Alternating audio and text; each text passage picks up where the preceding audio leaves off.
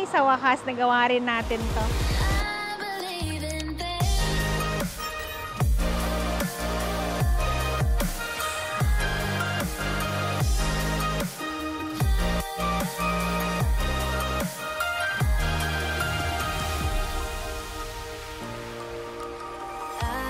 Hey guys! Joyce Yabut Bartolome here! Nakabalik na kami from our Halong Bay Expedition.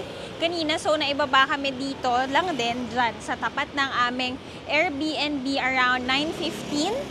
Ayun guys, nag-freshen up a bit. It's 9:30 now. Habol tayo ng mga kakainin. Kain tayo ng dinner natin. Hindi pa tayo nag-dinner. Ride tayo ng Grab for only 70 pesos guys for 1 kilometer. So ito, sakay muna tayo.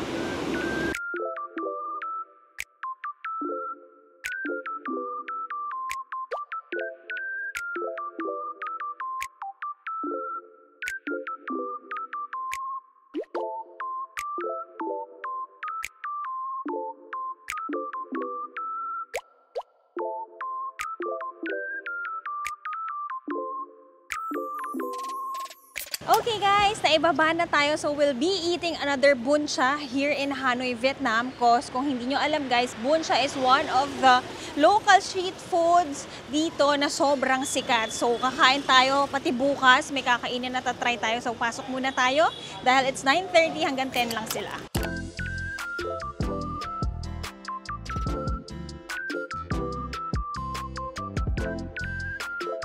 Okay, kailangan nyo lang magpaa. Iiwan nyo yung inyong sapatos sa labas. Order na tayo. Let's go.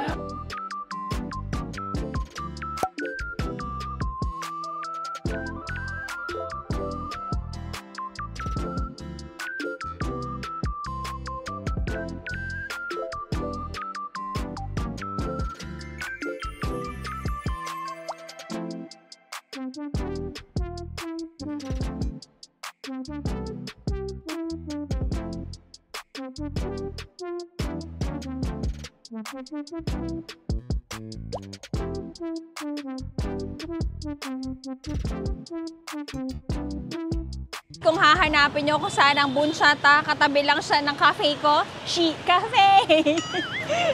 Ayan, dito siya guys. Puntahan nyo to, promise. Comment down below kapag nakapunta na kayo dito. For our drink, kuha tayo sa Chatramyu. Thailand to guys, pero dito muna tayo. Bukas pa kaya? Okay, it's now 10:10. Ayan, order si Jello.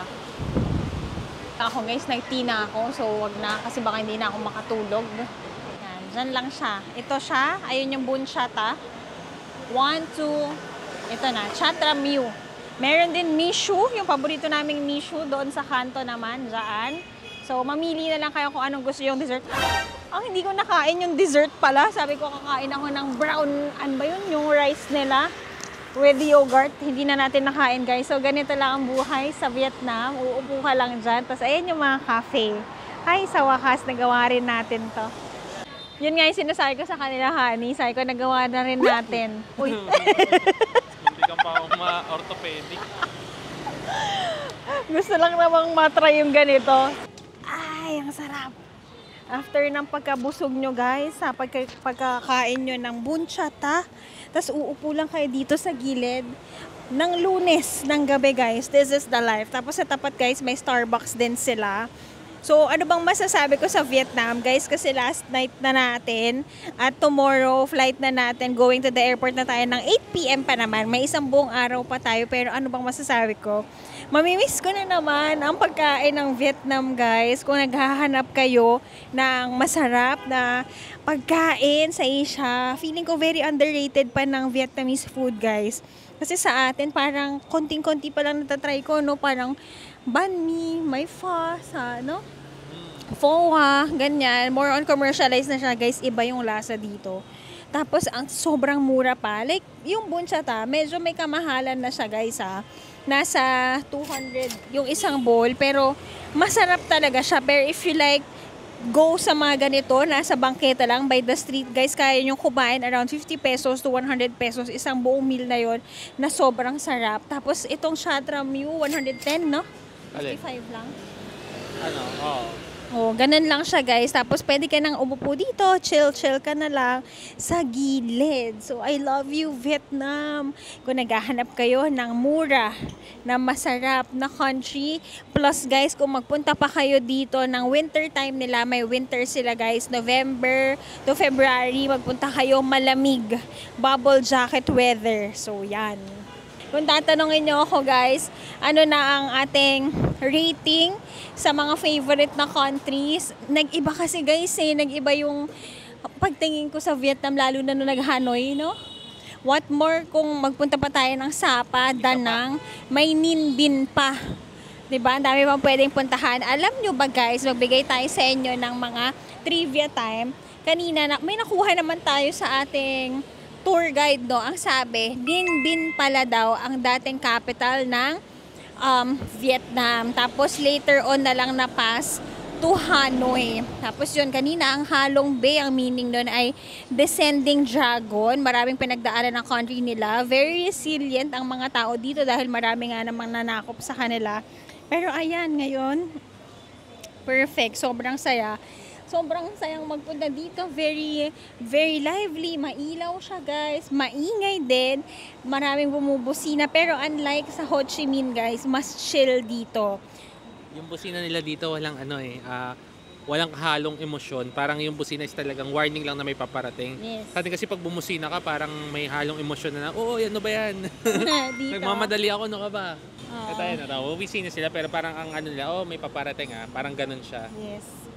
Ganun lang. Tapos guys, kung magtatanong kayo regarding naman sa safety, so far kami naman ni Jello, wala naman kami na-experience na scam. Diba the usual, parang sabi may ganun. Wala naman. Tapos safety-wise, nakakalakad naman kami dito kasi maliwanag naman. Tapos wala rin namang masyadong mga police. Diba nung nag-Ho Chi Minh tayo, parang every store meron police. Dito wala. Pwede kang maglakad freely. Pero syempre, be vigilant also all the time whenever you're traveling, di ba? When it comes to transportation, guys, here in Hanoi, guys, transportation nila is Grab, motorcycle, Grab nila ng kotse, mura lang. Wow! Ayan na ang drink ni Jello. Ayan, dito muna tayo sa gilid. Yung price point niya guys, twice siya ng price ng Nang? Kasi 55 yan plus 10 na add-on for the pearl milk tea. Aha. Yung brown sugar. So si Mishu. Mishu 35 lang. Si Mishu sulit, pero tikman natin to. Ibang milk tea naman Ogo. ang natin. Ito kasi is imported na. Thailand kasi na milk tea ang Shatramyu. Yes. Hindi ko pa nadadala guys si Jello sa Thailand. Soon! This year, may Thailand tayo kung sasama siya sa akin. Tikman natin.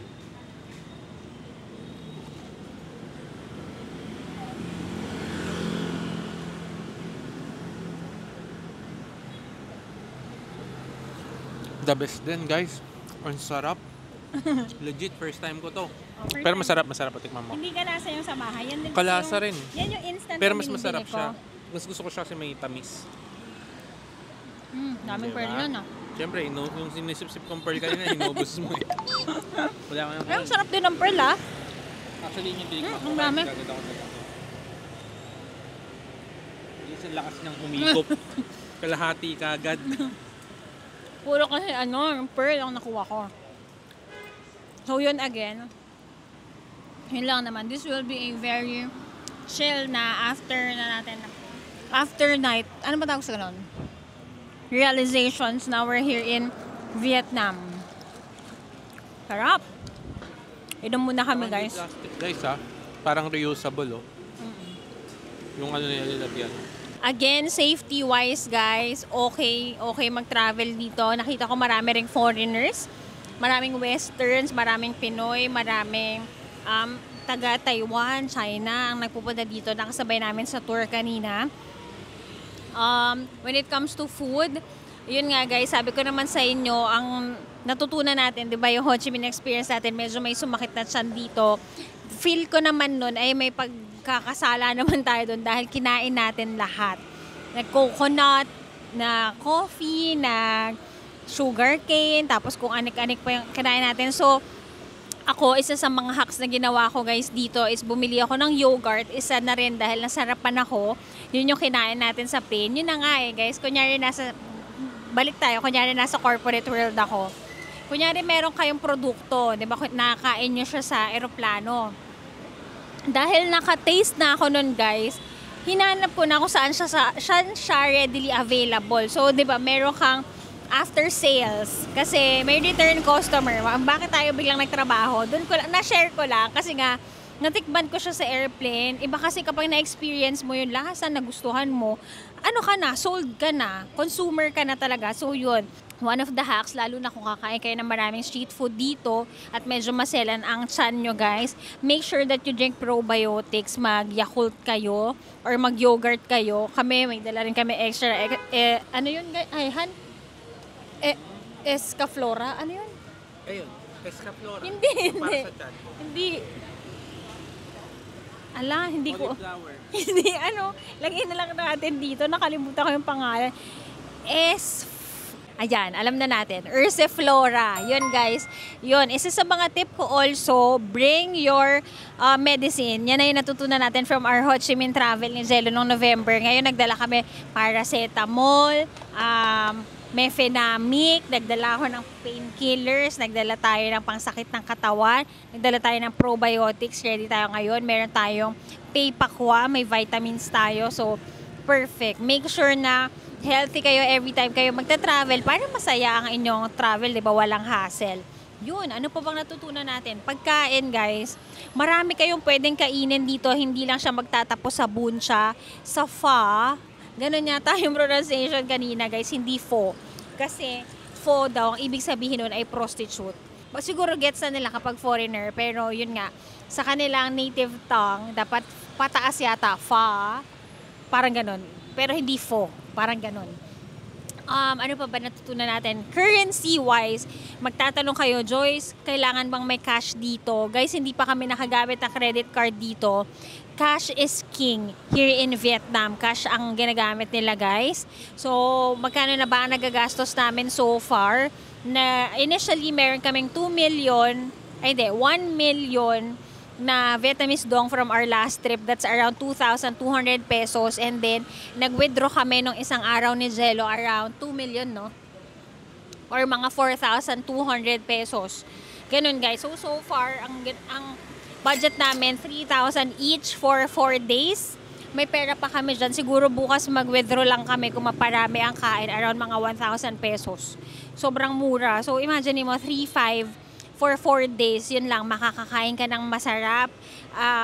Hindi naman kami nag-shopping dito, wala masyadong shopping or hindi ko lang alam kung nasaan ang shopping nga na kanilang mga goodies. Ayun guys, ito ang isa sa mga hack natin, tipid hacks. Unahin na natin, when you're booking your hotels and activities, make sure and mag-book kayo sa ating mga trusted na apps. I book our travels through Klook. Yun guys, like yung ating Halong Bay, ang ating bus natin sa hop on hop off. Yun guys, ilagay natin yung mga link ng mga ginamit natin na activities, and then your hotels also, you can use my Klook code, JoyceClook, to get discounts guys. Ayun, syempre, we want tipid travel hacks. So, pwede nyo gamitin yan guys. And then, dito, kain kayo sa mga street food. Kain din kayo. May mga Michelin Bib Gourmand din dito guys. Siguro nasa times 2 siya, pero it's worth it. You read naman guys mga reviews, TikTok University, you know that. Magpo-post din ako doon, pangako ito. At Chic JY, natuto na tayo kung ano mga dapat natin na gawin, kainin, at kung saan kayo magwi-withdraw kung gusto nyo na walang service charge. Yan ang mga abangan nyo doon. So, 4 days, naka-isang araw ka na sa Halong Bay, sulit siya guys. Tapos ganito, kaya nating mag-chill-chill ng ganyan lang, nakakain tayo ng masarap. Tapos hindi naman tayo sobrang gahol sa oras. Madali lang rin maglakad dito sa city. Actually, medyo nakabisado na namin siya, no? Parang kanina nung dumadaan yung bus namin, sabi ko, naglakad na tayo dito, nadaanan na natin dito. Free and easy ang Hanoi. So kung katulad namin kayo, alam niyo naman yan, chill na travelers lang naman kami ni Jello. We go to different countries to chill, parang break time natin sa mga trabaho. Ayun guys. Again, ano ang mga travel budget na budgetarian countries in Asia. You go here in Vietnam. Kung unang beses mo pa lang, mamimili ka kasi saan ka pupunta sa Vietnam, you go Hanoi. Kung mga 5 days kayo dito, pwede kayong umakyat ng Sapa. Parang Baguio nila yon. Next naman, you can go to Thailand. Yan, parang every year may Thailand tayo na trip, no? So, end of the year, may Thailand tayo. And meron na naman din tayong Taiwan na aabangan kasi nga tatakbo ulit si Jello sa Taiwan. So, yan, you go Vietnam, Thailand, Taiwan, Malaysia, mura yan dyan guys. Tapos, you can also go naman on the pricier side, Hong Kong, South Korea, Japan. Yan, mga recommendation ko. And then Singapore, pwede rin. Ayun, yun lang naman. Ang dami nating sinabi, ang dami kong chinika. Para habang busog-busog kami naman ni Jello, chill muna kami kasi sabi ko nga sa kanya, dream ko lang yung ganyan. Paupo-upo lang tayo sa gilid ng Vietnam, tapos kausap namin kayo. At maraming salamat for always watching our vlogs. We thank the Lord also for a good weather today. Umulan lang ng isang araw, ay na isang oras. Pero ngayon maganda ang panahon. Guys, magsuot lang kayo dito ng relax. Ayan, naka-shorts lang kami ni Jello. Ganito lang ang suot-suot natin. Tapos, magdala rin kayo sa mga lamukin, mga, anong tawag doon? Ayun nga. Insect repellent. Insect repellent. Magdala kayo niyan. Lotion. Of lotion para, ayan. Kasi kami ni Jello, lamukin kami pareho. Yun lang naman. Buhay na buhay pa rin ang streets of Hanoi. Madali rin mag-grab, madali rin maglakad papunta sa aming Airbnb. Guys, yung Airbnb namin, kung hindi nyo pa napapanood, ilagay natin ng link dito, ayan, or yung picture ng ating thumbnail dyan. Highly, highly, highly recommended. Ngayon, guys, nilinis yung room namin. Diba parang usually Airbnb, di naman naglilinis sa amin kapag long stay. 4 nights kasi kami nakabook doon, guys, nilinis. So, shout out kay Hoa. Di naman niya mapapanood to. Hoa, yung caretaker namin, sobrang, proactive.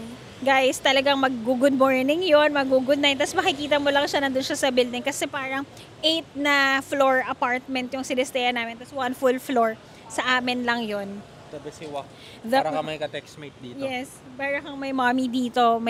Nilaban niya pa yung damit namin kanina for free na yun. Guys, imagine, for only abangan, mura lang. Panoorin nyo yung ating Airbnb tour.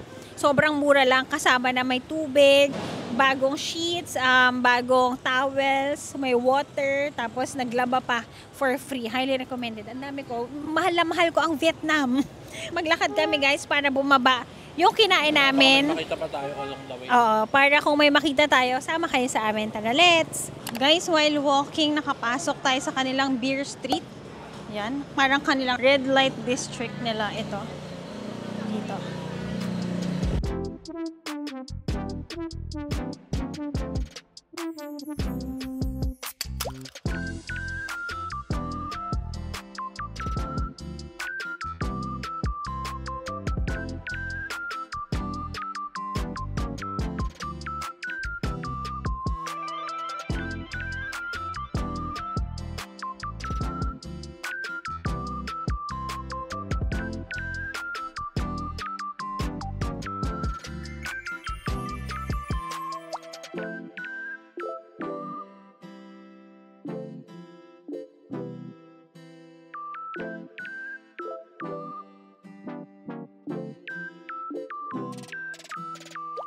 Okay, medyo tumahimik na dito guys. Biglang, wow. Pagkatapos namin umupo-upo guys, biglang ano nangyari? Biglang umingay. Kung saan pala lumiko yung parang VIP kanina, Inuman Alley na pala siya. So kung marami kayo, kung barkada kayo, pwede kayong pumunta sa Beer Street. Iba pa pala yung Beer Street sa Train Street. So yan, pwede kayo dyan happy. May mga hostel din around. So siguro kung nakapag-Thailand na kayo, ito ang Khao San Road nila. Yun ang kanyang equivalent. Okay, tahimik na dito and ilang minutes walk na lang tayo to the hotel? Konti na lang. 12 minutes. 12 minutes pa. 900 meters, sakto na yun para bumaba ang mga pagkain natin. Nakakakita tayo ng iba't Party. iba't ibang Iba't ibang ano. Vietnam. Yes. Hindi pa natin napuntahan ito eh. Correct. Next time, sabihin nyo, parang hindi ako makapag-inom sa Vietnam. Puro milk tea. Tsaka puro Kape. Mishu. Mish. So, kung wala ka na miss, punta ka dito. Sira. Ayan, may mga souvenir stores din dito sa tapat. Ayan, bili na natin. Pinapabili ng ate ko to. Yan, bili kami guys ng mga pang souvenir. May patches din sila dito. Ayan. Si ate daw shirt. Yan ang lambing niya sa akin. Ayan, 200. Okay. Yun, ganun guys ang mga masya-shop nyo dito. Mga t-shirt, ang cute kasi. Tapos yun, bumili kami ng keychain, 10. Kasi yung 100. Oo, yung sombrero nila. Mura for all nun. weathers. Tapos yung presyo naman ng t-shirt, di na kami tumawad guys, no? Kasi syempre negosyo din yan. Ganun din naman yung Tsaka presyo. alam na namin yan, guys. Alin? Kung magkano yung t-shirt kasi nagbebenta kami. Ng t-shirt. Oo. Ayan guys, ganun din naman yung presyo kahapon nung merong weekend night market. So okay na, hindi na ako nag-ano doon. Hindi na tayo nagtanong. 100,000 Vietnamese dong is around 220 pesos. Mga ganon. For a t-shirt, pwede na rin. Guys, gets ko na yung humor nun. Kasi nga, di ba, hindi siya pho na pronunciation fa. So, what the fa? Kaya pala yung ano, medyo slang lang. We are made for each other. Yeah, for each other. Ganon. Ang dami nating nalalaman. Lapit na tayo sa ating hotel. Takits, guys. Itong street na to, guys, is their night market. It's now 10:43 p.m. and bukas pa ang mga souvenir. Kung maaga ang flight nyo bukas, pwede pa kayo mag-shopping ng ganitong oras. Ito, buong alley, puro bilihan pa siya. Guys, kung saan maraming tao, doon tayo magpunta. Kain tayo ng isa. Che for moi. Imagine niyo guys, nagde-dessert sila at 10:45. Order tayo. Ito guys, ang menu nila. Lotus seed, mung bean, black bean, red bean. Yan guys, merong cold and merong hot soup. Yun, yung mga naka-bowl, yung hot guys. So, pwede kayo mag-try nito. Exciting! We'll be trying one of their desserts. This is che. Che guys is parang halo-halo nila. So, ang topping nito is mung bean, lotus seed, or ano ba to? Yun, mainit or malamig. Ayun guys, andito tayo ngayon. It's 10:45 p.m. now at kita nyo naman kung nasaan ang mga locals, doon din tayo pupunta. Go, order tayo dito guys, pero kainin na rin natin ng konti. Okay guys, nandito tayo sa bangketa ngayon. So, umorder tayo ng all beans nila, lotus seeds, mung bean, munggo. In short guys, ayun ang type of halo-halo nila. So, yung yellow, ilalagay ko dito. Kumain ako nito the last time na nandun tayo sa Ho Chi Minh, pero Sa loob ng plastic. guys, kung nasaan yung laman, nandun na rin yung yellow. Akala ko nakaseparate siya. Tapos, nakaseparate din ang sauce. Ang sauce ba to? O, sauce. Okay? Sabay-sabay na natin. Gawin na rin natin to for TikTok. So, dyan lang kayo.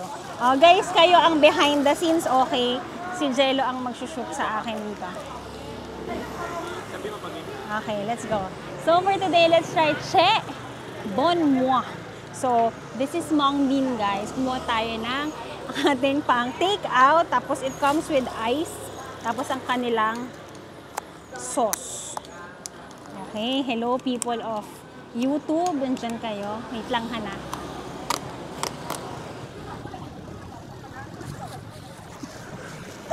Guys, yung yellow kasi. Ito lang siya. Make your own halo-halo. And then, open natin ang inyong sauce. Ay, hindi. Gelatin. Ay! Wait lang. Haluin muna natin.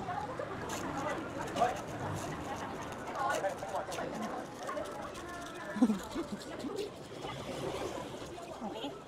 Okay. Naka-zoomhan. Zoomhan natin. Harap. Tapos lagyan natin to. Ayan. Sa inyo rin. Gulaman. Zoomhan. Kita.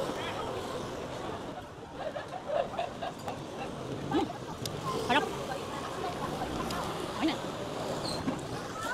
Harap guys. Sabi nga nila, di ba? We go where the locals go at kung nasaan ang pila, doon tayo.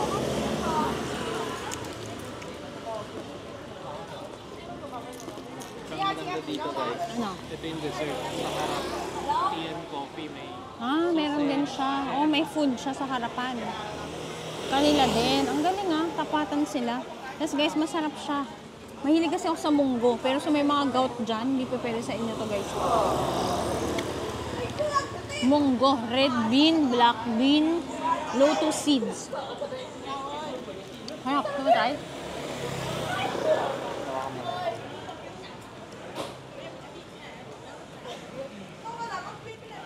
Ano? Delicious. Parang halo-halo nga nila, guys. Oo. Yung halo-halo yung pag may munggo, yan yun eh. Oo, ito yun.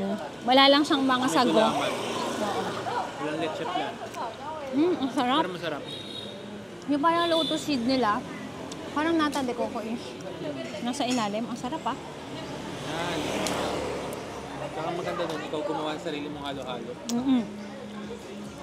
Pinagawa ko kasi guys, take out na. Kung dito mo kakainin, naka-glass bowl or glass baso. Sarap. Di ba, naglakad lang tayo. Daanan lang natin. Tapos parang, ba't ang daming tao? Monday night ngayon guys, dito sila nag-hangout. Saan yan? This is 30,000 dong or mga 65 pesos. May halo-halo ka lang. Sulit guys. Okay guys, what a way to end our night here in Hanoi, Vietnam. Super enjoy talaga ako dito. Just by walking, you get to see kung saan pumupunta ang mga local dito at makakatry ka na kanilang mga local street food. Sobrang happy ko. For today's video, sana na-enjoy nyo ang ating very fast night here in Hanoi, Vietnam. Nakapag-try tayo ng bun cha na sobrang sarap. Naka-chill tayo by the street. Nakapaglakad tayo sa beer street at nakakain tayo ng kanilang che. Ang kanilang, ang sungit pala ng dessert dito, che. Charot. So yun guys, kain na tayo dito at umuwi na tayo sa ating hotel. Maraming ano yun? Guys, o diba nakita pa kayo na nagkikiss sa likod. Thank you so much for watching the vlog. Umuwi na tayo, gabi na. Yes, gabi Tulog na na. yung mga bata. Yes. Ano na dito? SPG na. Guys, umuwi na tayo. It's now 11 p.m. And salamat Hanoi for our last night dito. Sobrang I love you Hanoi. Thank you so much. Don't forget to like, share, and subscribe to my channel. Follow all my social media accounts at Quiapo Joyce on Instagram. And Chi JY on TikTok. Maraming salamat sa pagsama sa amin. Sana nabusog ang mga mata nyo. At sana may kinain kayong masarap while watching this one. Thank you so much and I'll see you tomorrow. Bye! Let's go!